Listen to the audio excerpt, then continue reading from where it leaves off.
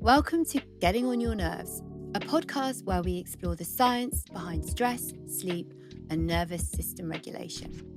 Each episode unpacks why so many of us feel permanently overstimulated and unable to properly switch off through conversations around stress, recovery, well-being, and the connection between the brain and the body.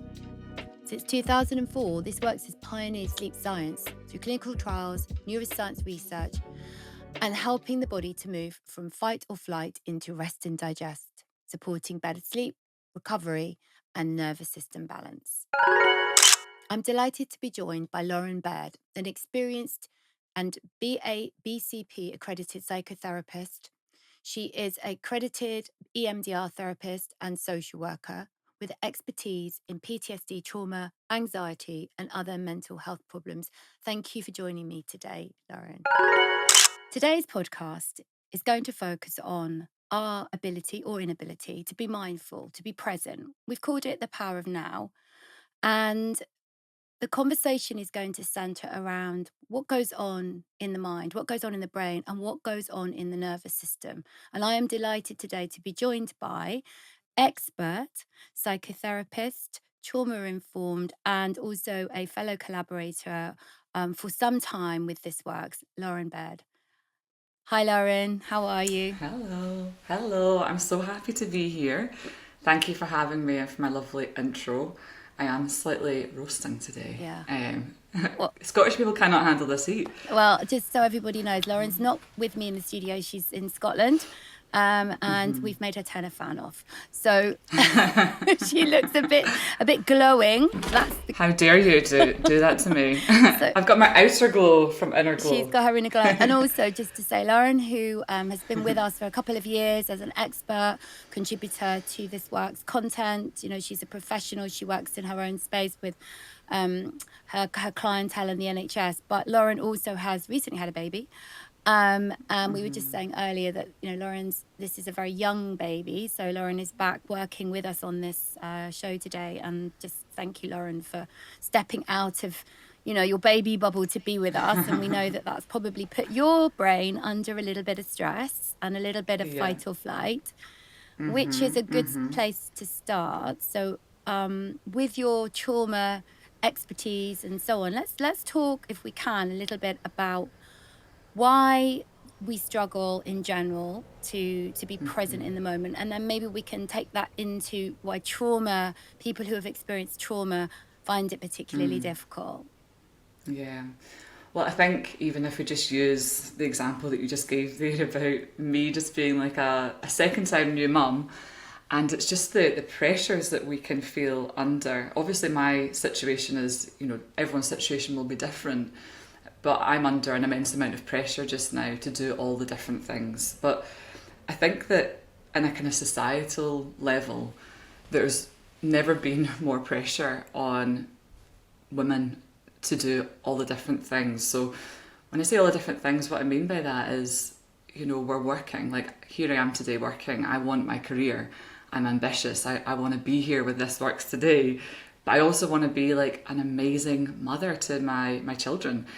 And, you know, some of this, I guess, the kind of cultural shifts in how women are showing up in the world today can really impact on an immense amount of stress that we can get placed under.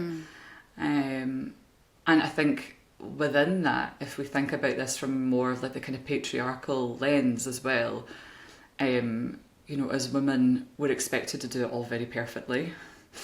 I'm supposed to be parenting my children perfectly, which, you know, as a psychotherapist, that is impossible. Yeah. Perfection is impossible. But I'm also supposed to do my job perfectly, all these different things. So I think that there's just, I keep coming back to this word, pressure.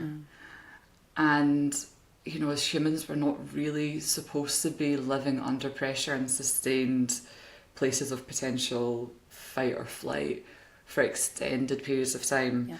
And I think that can kind of really wreak havoc on, you know, our nervous system, our bodies, you know, mental health, and, you know, that ability to be present and here in the moment. So let's let's talk about this idea of being present, being mindful. This has been in our culture now. It's been permeating through for a number of years, decades actually. Being able to be mindful is one of those goals that we put on our list of things we have to try to achieve for well-being, and mindfulness leads to, a better version of yourself. And yet we still can't switch off. We still can't stop our brains from fast forwarding into the future, trying to resolve the unresolvable, to take ourselves back into the past, unpick what we did. Was it right? Was it wrong? What's the biology? Because what I love about talking with you is you are a scientist, which I fully appreciate. So, talk us through the neurobiology, if you can. Talk about the brain circuits and what goes wrong. What goes wrong? Why can't we just be in the moment? Yeah. So Paul Gilbert talks a lot about, he's a psychologist who does a lot of work around about compassion-focused therapy. And he talks about us having these tricky brains. And I really like that kind of like definition of like a tricky brain. And really his kind of take on it is that here we are in the modern world with these brains that really aren't set up very well to be in the modern times. So first of all, we have got a negativity bias as humans. All of us do. Every single person in the world has got a negativity bias. And what that means is, if we go back to kind of prehistoric times, it really would have been really beneficial for us to be able to look for the negative in our environment. So, if we see a rustle in the trees, we're not going to be like, my goodness, look how gorgeous that leaf is over there. It's so pretty. Look at the lovely patterns. We're not going to do that. We're going to be like, what is over there? Is that a tiger? Is it going to come and eat me, right? And that is really adaptive, and we really need that in those kind of prehistoric times. But hey, we're in the modern times, and there are no tigers coming out to eat us, hopefully. Not in Glasgow anyway. And, when we get triggered, so just when we get triggered by the day-to-day things that are just happening in our life. So, this morning, I don't have any childcare this week, right? Supposed to start this week. I know, right? Yes. And look at me, I'm actually like, even I'm taking like a breath, like talking about it, right? Yeah. And that is like a kind of modern day stress that can activate that threat response. It isn't the tiger, but it brings online that same physiological response where I kick in to kind of fight or flight response potentially. And, you can kind of capture that inside your body. Now, I always talk about this. It is adaptive. Like, we are supposed to have that, because I think sometimes the kind of language in the nervous system world is that we should be calm all the time. And that is not the goal. The goal is to be able to have all these kind of modern day threats, but be able to tolerate that anxiety and that disturbance and all that kind of stuff.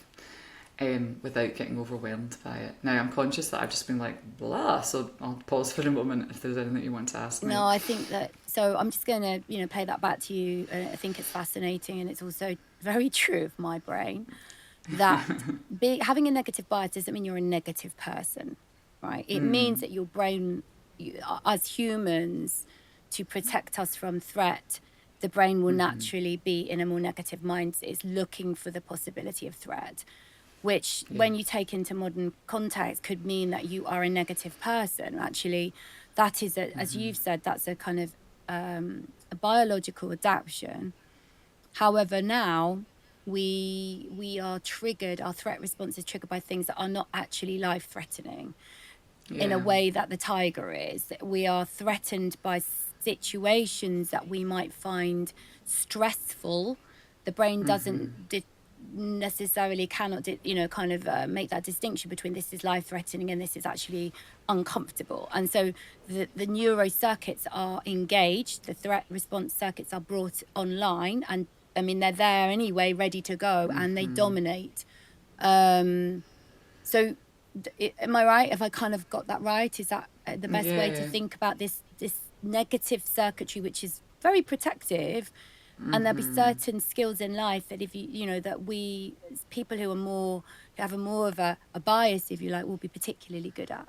Looking at risk assessment, for instance, looking at, Yeah. you know, forecasting into the future, trend forecasting. People, you know, there is, people will make livings out of being wired like this. Yeah. But it's Yeah. unhelpful when we want to be able to live in a kind of balanced, adaptive nervous system, as opposed to one that is wired for this protective mode. So what I talk more about what happens. Maybe I know you're an expert in polyvagal. You're like, you know, the vagus nerve is something that, you know, you deeply understand, and I'm also, you know, a big fascinator of the concept. So talk, if you can, explain to our listeners about you know, the vagus nerve, and then what happens with fight or flight. Yeah. So within the polyvagal theory, actually, there has been quite a lot of debate. I don't know if you've seen it online, Anna. Yes. There's been quite a lot of debate about, like, is this an accurate methodology to use? Yes. I still think it is really helpful as a resource to use. I think that I want to caveat this while we're putting this out here. Yeah. There's different views on this concept. There's different views on this concept, but I think it's still a helpful concept for us to be able to use to understand the kind of threat responses that happen inside the body. And we have had other authors in the field who are not talking about polyvagal theory particularly, but like the window of tolerance, for example. But, you know, to be able to describe that, what happens is we've got different branches of our nervous system. We've got a sympathetic branch of the nervous system which activates a fight or flight response. And I want you to think about that as like the accelerator. So putting your foot on the accelerator, and it helps the kind of car move forward. If you, like, you know, ram your foot on the accelerator, you're going to really rev and kind of go forwards. And then we've got the kind of parasympathetic nervous system as well. So imagine that we're just placing our foot on the brake, and that helps to kind of bring in that rest and digest, rest and relax branch of the nervous system. And what we want to have, Anna, is, you know, that's where I came back to saying there about the flexibility. The flexibility to be able to experience that threat response, the fight or flight. I've not talked about other mechanisms, which I'll come to in a second, and then be able to place, you know, our foot on the brake to bring online some of that parasympathetic rest and relax. And that's where the kind of term that lots of people might have seen, like, on the internet about, like, regulation, that's where the kind of regulation part sits, And then there's also, and I see this a lot in psychotherapy with traumatized clients, actually. There's the other part where we kind of move into this, it's called, like, the kind of dorsal vagal branch, and that's where you might experience more of, like, a kind of dulling down of your emotions, like a shutdown. And that's really debilitating, that one there. And it can also be kind of experienced like a freeze response. And I describe that like, it's like a kind of rabbit in the headlights. So, you know, you're kind of like amped up, but you can't move. So, and then just going back to the fight and flight, I didn't feel like I really described that. You know, fight would be that you do a runner. So it's like me today, I'm like, I'm nervous to speak to Anna today. I'm not coming. I'm just running. And then you'd have that kind of fight response, which is, you know, you would get aggressive or angry. So again, all of these responses are really adaptive, but we don't want them to get in the driver's seat. Yeah, and so fight or flight, freeze or fawn. Oh, we didn't talk about fawn, Which I think we're talking about, and this is, you know, from what you've taught me before, this idea that the sympathetic, the kind of activated, as you say, this accelerator. Actually, when your fear centers are triggered, you can do the fight or flight, which is, as you said, you run away or you fight, or you freeze and you fawn, which is the ventral arm of the vagus, which is much more where you're pretending you're dead if you were a reptile. But human, what does it look like in humans again? So the fawn response is, you know, people pleasing. We call it like kind of please and appease. So it might be sort of like, the way that I would say it would be like, you know, that kind of like clenched smile. you can see like the jaws all like tight, Yeah, the shoulders are bruxism. tight. Yeah, totally. The dentist might say to you, oh, Yeah. there's quite a lot going on in your jaw there, Yeah. right? Interesting. Yeah, the freeze response is like, you'd have like big dilated eyes, again, like a lot of tension within the body, but at the same time, there's like a dulling down of the experience. So it's like you can't get the words out. So I actually struggled with this quite a lot when I used to work in the NHS. Like, we'd have these big, and I was a social worker before that as well, and we'd have these big, really formal meetings where we would be kind of discussing like, quite serious things and cases, and there would sometimes be quite a lot of acrimony as well around about different professions. We think that this person should get therapy, we don't, and it could be quite stressful. And honestly, I had to go to my own therapy round about some of that because I was totally freezing in the meeting. So beforehand, before I'd go to the meeting, I'd be like, right, I know, I'd be all prepared, I'd have all my notes, everything was sorted, off I go. But then the meeting would happen and I just could not get the words out. I'd be like, and then afterwards, I'd be like, for God's sakes, like, why did you, that self-critic would kind of come online.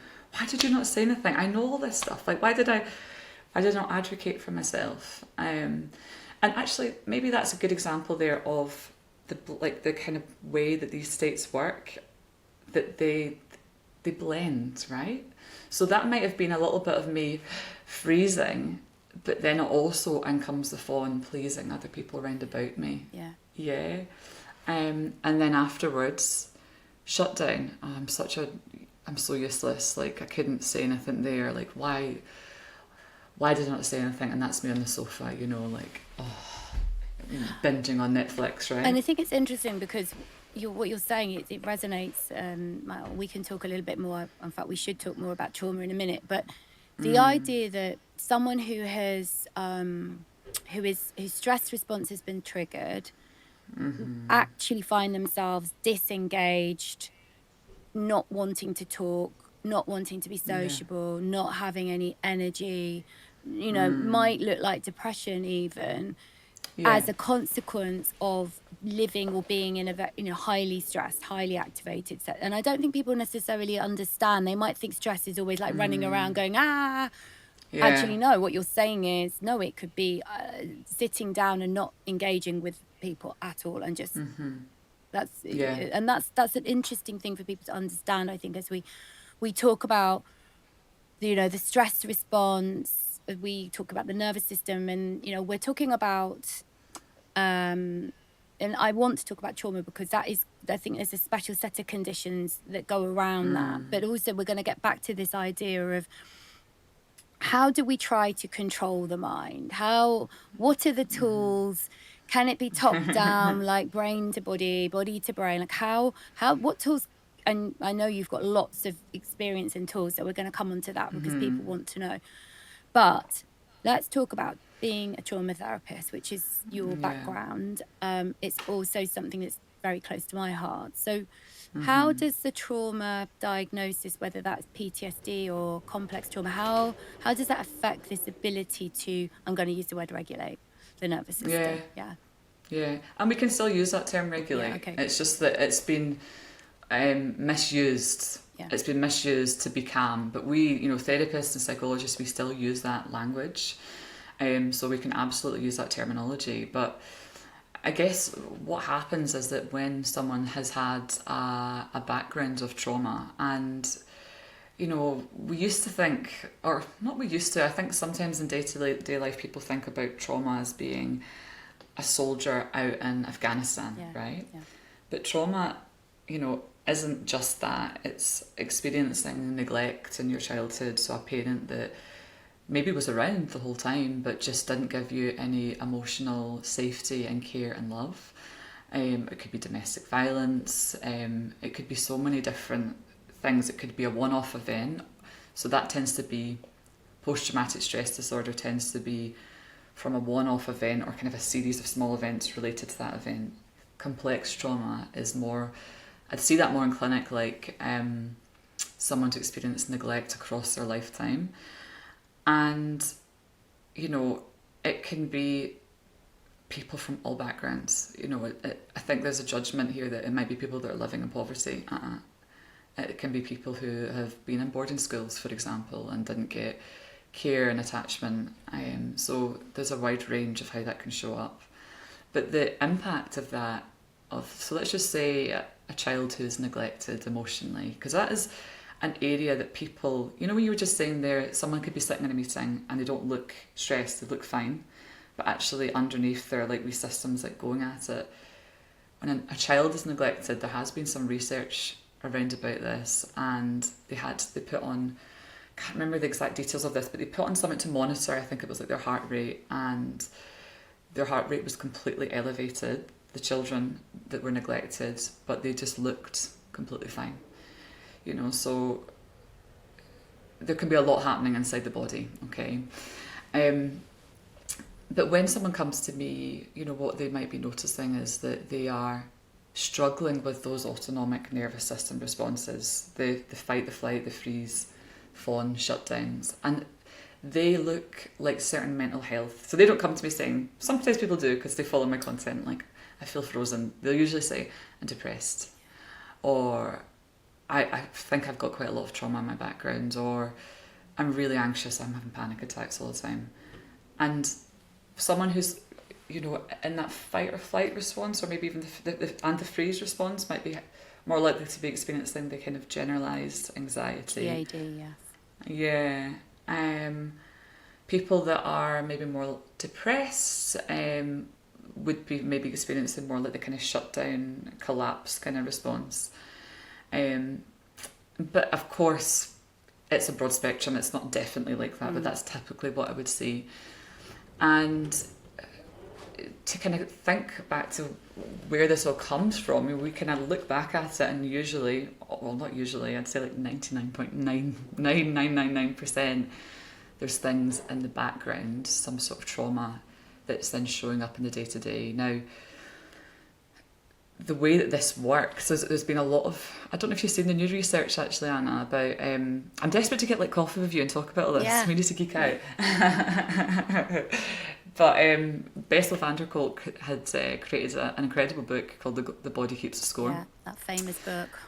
Famous book. Yeah. And as good research, you know, there is always new research that's going to come out and critique some of the books that we know and like. Yes. And there was some new research that came out this year round about the body. I can't remember exactly what the title was, but it was kind of critiquing some of that book of trauma doesn't live in your tissues, right? Yeah, I've seen that. Yeah. And It actually, lives in the nervous system, is their point. Yeah. It just kind of confirms everything that I felt and experienced as a therapist working in practice, is that, you know, we have experiences of a memory. So there may be a memory of, let's just go to the people pleaser, being the easy child, the child that no one had to worry about, the child that always said yes and did really well in their exams, right? Let's just use that example, that got care from when they were succeeding. And then, yeah. This resonates. Carry on. Yeah. Yeah. I'm with you. I'm like, fellow people pleaser over here. So, you know, that child then grows up to have done this behaviour a million times, but they have specific memories inside their brain and the kind of deeper regions of the brain. And then as an adult, when they are noticing something in the environment through sight, smell, hearing something, like a tone of voice, it could be like a tone of voice that reminds their mind and body, or their mind, let's just say for just now, of these past experiences, boom, milliseconds, activates the threat response, and then we have that physiological body response. You said something in your work that I've read recently about the retrieval of the memory from a historical trauma creates a different lens that we look through at that moment, and it's like a distortion of what's actually taking place in the way that someone who had not had that experience would perceive it in a completely different way. which I find really fascinating, because that's the distortion of unresolved memories, a child's interpretation of the experience, you know, a bias, a negative bias, an overestimation of the threat. Yeah. And so it's although to the individual going through it, it feels very real and very, very present. Actually, it's a distortion. I mean, is that a fair way to describe what goes on? Yeah, absolutely. You've summarised that really well. And, you know, if you're perceiving like, well, it's not even a conscious process, it's so subconscious. Yeah, and like that like millisecond response, that activates that amygdala response inside your brain. So, you know, it's the amygdala is in the deep, deep regions of the brain. It fires the alarm that there's threat and danger. And then, so let's just say that's the kind of brainstem here, and here's the amygdala. Yes. On top of there, we've got the kind of, there's lots of other regions. This is very simplified, but there's a prefrontal cortex. I love the way you're showing us the brain today. That's genius. That is absolutely genius. Yes, carry on. Thank you. Yes. I like it. I'll talk about this all the time. So the prefrontal cortex is wrapping over the top. Yeah. So this part here, that is in charge of rationalising, decision making, thinking things through, mindfulness. So we were talking about that a moment ago, that mindful awareness, noticing and observing, I'm getting triggered right now. What happens sometimes is that when we're triggered in those moments, this part comes off. Goes offline. They use that expression. I love that. It's offline. Yeah. Yes. It's gone offline. It's gone. Yes. It's like boom. Yes. And you know the example I gave there about the meeting I was in? It's offline. Yes.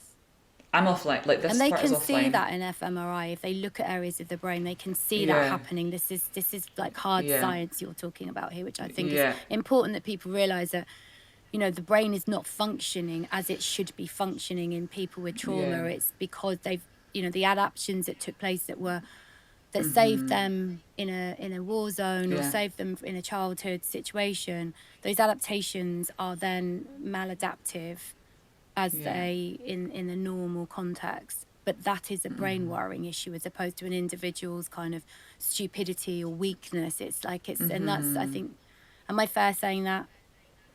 Yeah, well, I would say that I'd still say it was adaptive. I think that we can critique ourselves and be like, that's maladaptive. But I would still say I think because we'd be like, oh, I shouldn't have done that. That was like silly of me. But actually, that saved you.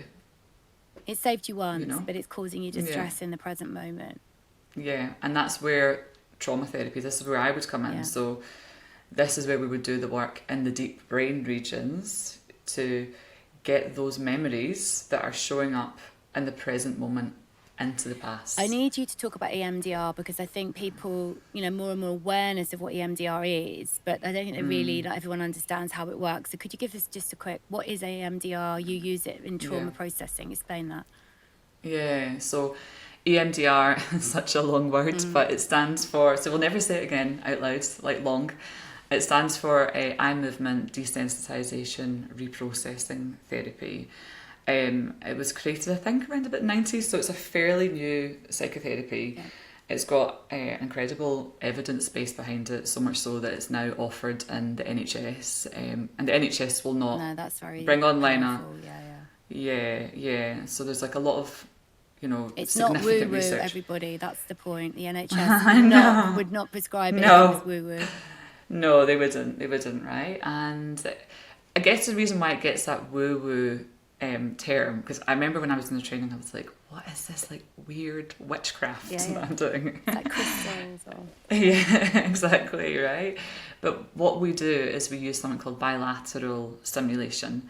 So the eye movement is that you would get your client to follow your fingers, or you would do some sort of a bilateral stimulation. So from left to right, you would follow the fingers, or you would do this butterfly tap, it's called, from left to right. And this is a left-right mechanism that you would have if you're playing the drums, if you're swimming, when you're walking. So we actually already do it as humans. Yes, powerful. Yeah. Right. So when you're walking, Anna, and you're like, oh, this works, I've got a great idea, it's going to do like this thing. That's why, because your bilateral stimulation circuitry is kind of like going. And And what that does is it kind of speeds up connections in your brain that usually wouldn't like kind of go as quickly, but also there's a regulating effect of doing it. You know, it's if you're doing like a lot of this, it does help you kind of to stay calm and to stay present in the moment. And what we do is we kind of access traumatic memories and we kind of bring them up into your awareness. And then we bring online this bilateral stimulation, which helps kind of process and get that memory into the past. People have incredible realizations, and you know, people can come to therapy like experiencing like the most horrific things, and not able to function. And they can use EMDR, and those memories that were difficult, they're not reliving them anymore, they're remembering them. They're still unpleasant, they're still difficult, but they're not in that reliving place. And that's where trauma sits in, that constantly reliving, constantly sympathetic fight flight feeling, that jarring in your body. That's fascinating, thank you. So let's just move on to, you know, we talked about, I think you mentioned it earlier, the window of tolerance, which, you know, could also be called, you know, our ability to regulate our nervous system. So we can tolerate distress, we can tolerate, you know, the experiences, some of which will be unpleasant. And then being able to stay present and not be kind of taking yourself. You talked about having a tricky mind that doesn't like to stay put, right? It likes to latch on to any threat, but also it finds it very difficult to stay in the now. So can you talk a little bit about being able to stay in this window of tolerance, and then let's move on to what we can do to be able to stay in the present. And I would just say before we go to that from the research that I've read over the years, this ability to stay in the now, to be mindful, to keep your concentration in your prefrontal cortex, gives you that power to override these more prehistoric fear centers. And you know, in people who have adaptive nervous systems, it brings your prefrontal cortex online. And just by being able to do that, you can stop the intrusive thoughts. You can start to take more kind of control back over the fear centers by practicing this mindful, like being able to stay in the present moment. So I just think that's important to say, because why do we care about being mindful? It's like it's a very, very powerful wellness tool, I would say. Absolutely, yeah. And it's a big part of what we would teach in therapy as well, as kind of building that mindful awareness. And just a caveat with mindfulness is that I think people think that mindfulness is like sitting down with your legs crossed, being like a total yogi for like an hour. And mindful awareness actually isn't, I mean, it can be that, that's great, go knock yourself out if you've got that time to do those things, right? But it isn't just those things, it is also a way of living your life. 100%. I mean, just as my example of mindfulness is, whilst I'm doing my red light exercises, I have a red light on, I have a physiotherapy ball between my legs, so using my kind of glute squeezes, and I do my teeth at the same time. And all I do is focus on the experience of the brush on my teeth and the red and the noise and the red light, and that is my way of being mindful. I'm not anywhere else but just in that moment with my teeth being cleaned, and that's worked for me, because I can't go and do a meditation class. So carry on, please. Yeah, and I think that's important there that you just said, I can't do a meditation class, because I think so many people that I work with, well, they don't have time, but also it can be dysregulating. Right, yes. You know, if you're constant in fight or flight, to slow down and notice what's happening in your body can be petrifying and actually create a panic attack. And then you're like, what's wrong with me? You know, all these sorts of things. But, you know, mindfulness is, I think, there is a practice of coming back into the present moment, okay? When we're dysregulated, we're like in the future, in the past. Well, in fact, we might not always be necessarily dysregulated. We might be kind of on the edges of dysregulation. So that window of tolerance that we were talking about is when you're present, you're kind of here in the moment, you can cope with the emotions that you're experiencing. So you can feel angry, you can feel sad, you can feel worried, but you're not like swamped with it and overwhelmed. The hyper arousal is when you're in the fight or flight, and the shutdown is when you're in this hypo arousal. So mindfulness-based practices, I think, are about being able to catch yourself before you go into those places that you're not wanting to go to. So just say, my husband puts stuff in the dishwasher the wrong way. I'm like, we've got a new dishwasher just now, guys, and the forks should all stay with the forks. I could just pick them up. Oh my gosh, you're one of those. And I'm like, I wouldn't like shame him and like inside here, but I'm like, why are the forks? And I feel that anger coming out, and I could like lose it. I'm like, I do everything around here. You know, you could just go, rah, rah, rah, rah. Yeah. Mindfulness is about being like, oh, okay, let's just take a moment. Okay, I'm noticing that I'm starting to get really hot. My chest is starting to, like, my heart's starting to beat. And I am about to flip my lid. I'm about to flip my lid. This is about to come offline. Yeah. What do I need in the moment to calm down? And this is not perfect. It's like, I would be like, right, to my husband, I'd be like, I'm really noticing that I'm starting to get quite edgy, and I'm like very close to like blowing. So I need you to help me. Whereas I could be like, impact our relationship, shout and scream and bawl at him, blah, blah, blah, blah. Which isn't, you know, helpful. So yeah, it's about us kind of catching those moments where we're about to blow. And for me, that co-regulation. So co-regulation is that one nervous system coming together with another nervous system, and experiencing that safety within that nervous system. So for example, Anna, if I didn't trust you, I was a bit scared of you, I would be finding this conversation quite difficult. I'd be like, oh, and I might doubt myself a little bit more. But because we've got this kind of long-term relationship, I know and I trust you, you know, I'm able to then flow into the conversation. And as much as this is, you know, stretchy for me in terms of showing up in a public forum, talking about something as an expert, right? I'm able to do it because I've got that level of regulation with you. So I know I'm kind of wandering off a little bit on the topic here, but no, we're talking about regulation. First of all, I'm very honoured you feel that safe with me, and as I do with you. And I think that we're talking about mindfulness and staying in the moment. And you make an excellent point, really excellent point, that being mindful is about also having control over the nervous system and some of those reactions that you don't want to display because they are, you know, not helpful for relational reasons, or they're not helpful for, you know, just making bad choices. And it might be as simple as, you know, choosing the wrong food, or choosing to have a glass of wine when you don't want one, or, you know, gambling something. You know, sadly, some of the kind of adaptions that we have as humans are bad for us.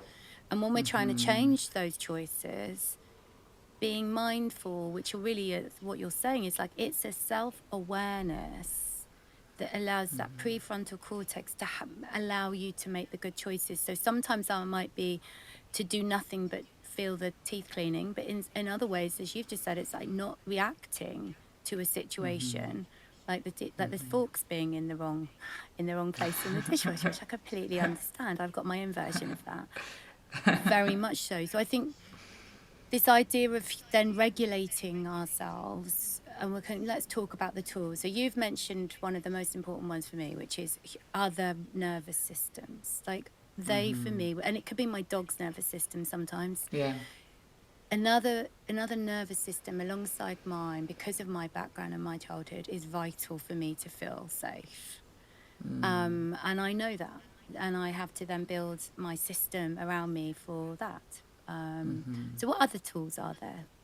What about this body to mind bit? Talk about this that. This body to mind bit. Yeah. Because actually we didn't talk about top down and bottom up. Let's do that. You know, top down is that kind of prefrontal cortex, the kind of cognitive thinking mind that we talked about here. And a lot of the kind of traditional psychotherapies were cognitive. And then, you know, more recently we've had more of the kind of bottom up psychotherapies, which is using the body in order to create regulation inside. So what we know now is that we can think and think and think until we're blue in the face, but if that prefrontal cortex is offline, it's not going to do anything for us. We're just going to loop, and actually we're going to strengthen those kind of neural circuits in the brain as well, and that fear sensor is going to get stronger and stronger and stronger, and you see that in brain scans. So what we want to do is return back into the body. So noticing, some of the kind of tools that I would do with clients, first therapy sessions, is like noticing your feet on the ground. Like, it sounds so simple, but just push your feet into the ground for a moment. Notice as you push them in, the temperature of your feet, and are they cold, are they warm?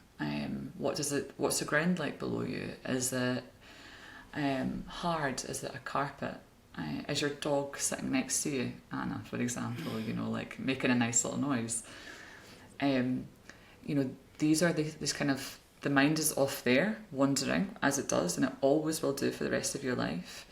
But what we do is we bring it back to the present moment, and you can do that through noticing different sensations inside your body, or the other things that we can be doing is noticing our breath. Now, as I said earlier on, this can be really powerful using the breath, but I'd say it's an advanced technique that's not talked about enough. When I say it's advanced, and that a lot of people will try it and get very dysregulated by it, and a lot of people will try it and it'll be life-changing for them. But when we are able to use our breath, and particularly the exhalation, that activates the parasympathetic nervous system.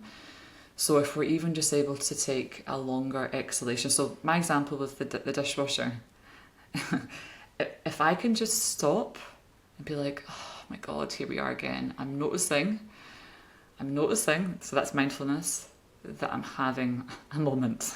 And I'm noticing that I'm feeling angry. Like, where am I feeling that inside? Like, I am hot, my shoulders are clenched, my fists are like, I'm like red, and I'm about to shout. I'm noticing I'm doing these things.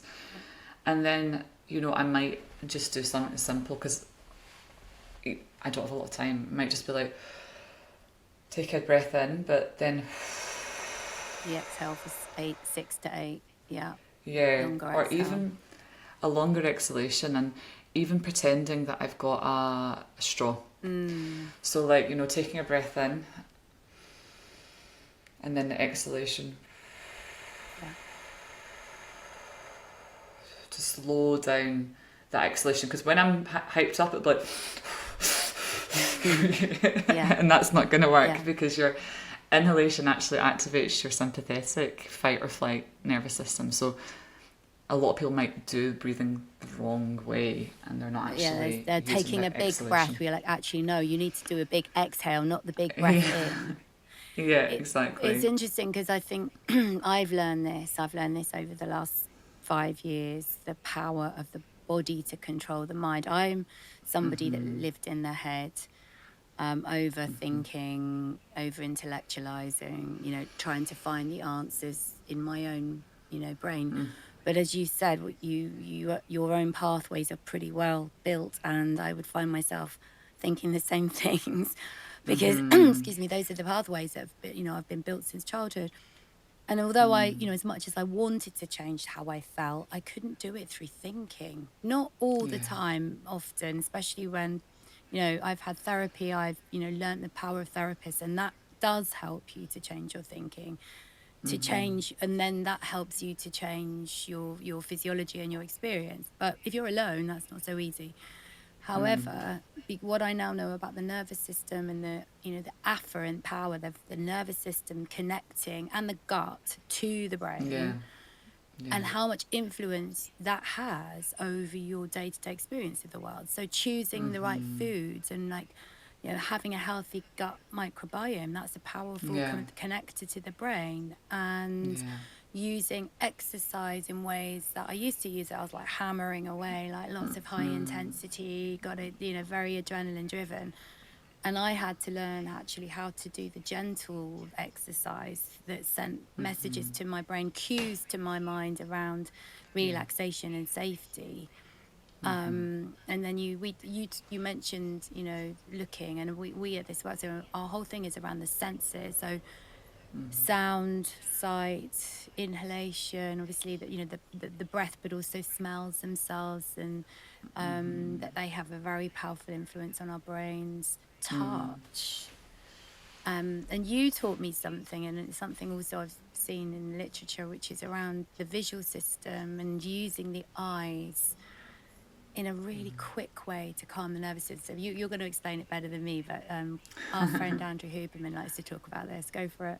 Yeah, it's actually his work that I kind of reference in relation to this. So, in the modern world, we are on our phone and our gaze is like, here, scroll, scroll, scroll, scroll, scroll. And, when we're kind of gazing into our phone like this, it's actually activating a fight or flight response potentially for us as well. So, because the eyes are narrowing, aren't they? They're having to focus on a small screen. Exactly. So they're having to focus on their narrowing. And actually, again, going back to kind of prehistoric times with like our ancestors, it wouldn't have been safe for them to be up. Let's go with that tree example I was giving at the very start, like up staring at a tree like this. I mean, it would be a little bit weird looking as well. Not that useful for a prehistoric. No. But actually, there would be a sense of safety if we were out on the open plain, getting a panoramic view of all that is around you, right? And what we know from Andrew Huberman's research is that when you're able to get that panoramic view, so I'm in Scotland, like see if I'm at the top of a mountain and I can see like all of like the mountain ranges, like boom, that regulation on steroids, right? But actually, scientifically, what that's doing is activating your parasympathetic nervous system. You touched on that there, the cue of safety. So, your body is getting those messages that, I'm safe here, I'm safe, and then that can deactivate that threat response. I think I love Andrew Huberman's work on that, and I think if we join the dots together, we can see why modern technology has left us wired into fight or flight for much more than we should be or want to be, because we're constantly focusing on a small screen with images that move, that keep on telling the brain, pay attention, pay attention, pay attention. It can, it's activating just by the fact that we watch moving things all the time now. That's part of the algorithm. That's what people engage with. But we are getting stuck because this narrowing of the eyes. And also, I believe also there is a link with that and using the physiological side. Like people aren't breathing properly. They're holding their breath whilst looking at the phone. So the combination of breath holding, eyes narrowing for long periods of time, and then the muscles also kind of tensing. All of these are sending not safety signals to the brain, but signals of pay attention. It's not safe.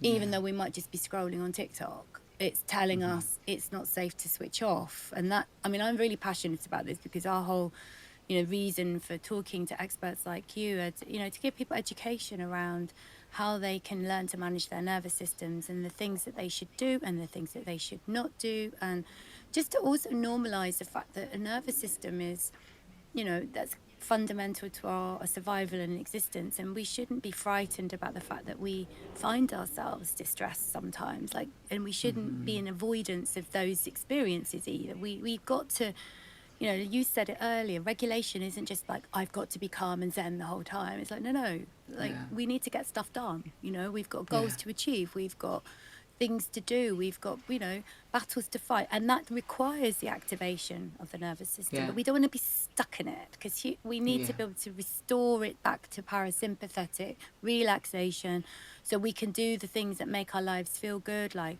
connecting with other humans, intimacy, digesting our food, and then resting and then sleeping, right? And so everything you're saying about regulation, and we talk about the eyes, I think these are all really, really powerful ways that we can use techniques that are science-backed to help us to regulate ourselves and stay in the moment.